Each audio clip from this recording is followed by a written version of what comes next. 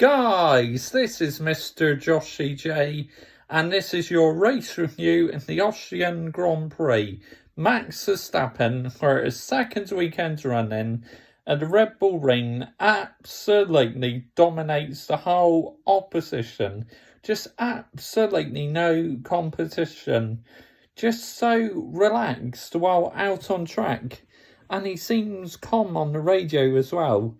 On the podium now, I'm definitely getting used to hearing the Dutch national anthem and the Austrian one playing together. But yeah, Max Verstappen absolutely dominates her a second weekend in a row and well on the way, you feel, to his first ever championship now, Max Verstappen. And you have to say, congratulations. He's absolutely dominated the last few races, so yep, well done to Max on dominating again. Lando Norris got on the podium, which I was absolutely delighted about. P3. We'll get on to Stewards in a minute, because I thought today they're an absolute joke.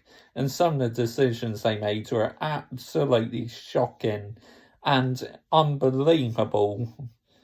But race rating, I'm going to have to give it an 8 out of 10. I thought there's some superb racing today, a much better Grand Prix than last weekend at Austria.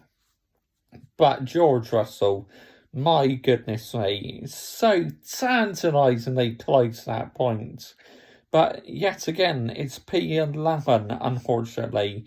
Now, George Russell radioed in that he was having an issue, but thankfully was still able to get on the grid and start the race.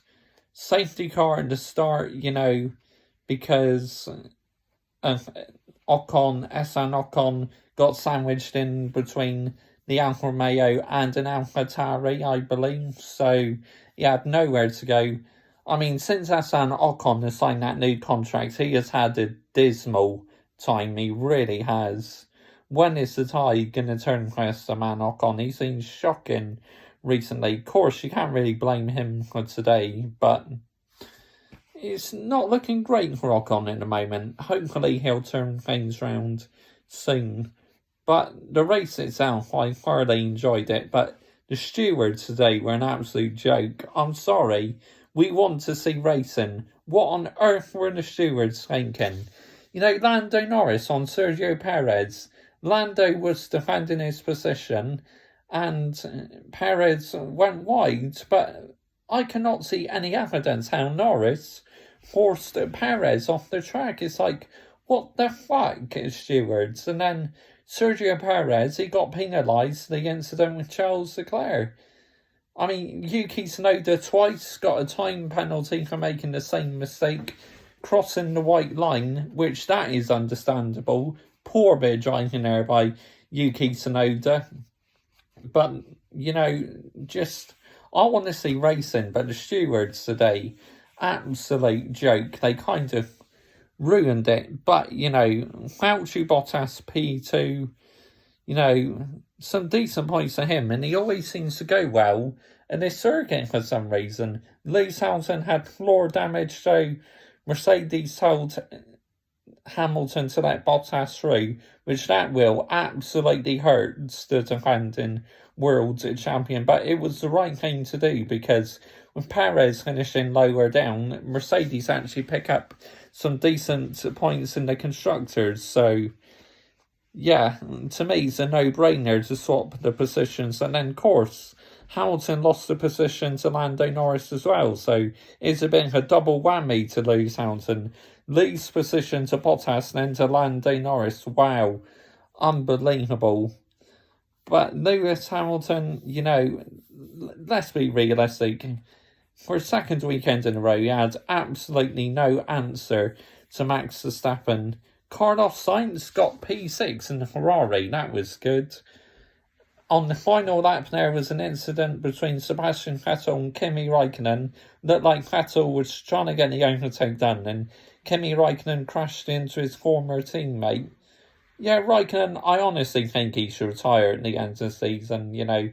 Things aren't going the best for Kimi Räikkönen at the moment, and I believe Callum Ilott should take his place at Alfa Romeo. I really do. Now, Kimi, I have a lot of respect for him, but this season, to me, he just looks finished.